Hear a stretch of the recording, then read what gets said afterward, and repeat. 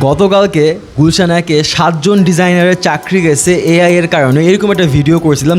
এর মধ্যে অনেকে কমেন্ট করছে ভাই খুব ভালো গল্প বলতে পারেন, ভাই স্টোরি টেলিং ভালো ছিল। তারপর অনেকে বলছে ভাই আপনারা কি কাজ করছেন, কাজের প্রমাণ দেখেন।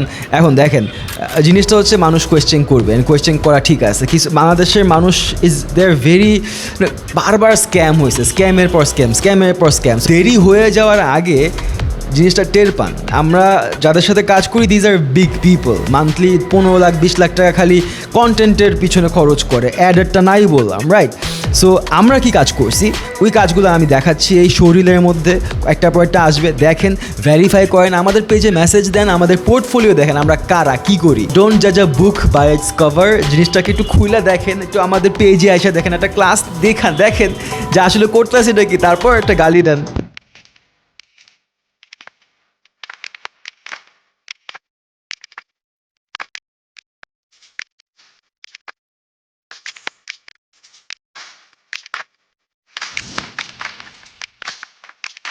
R&B 101.7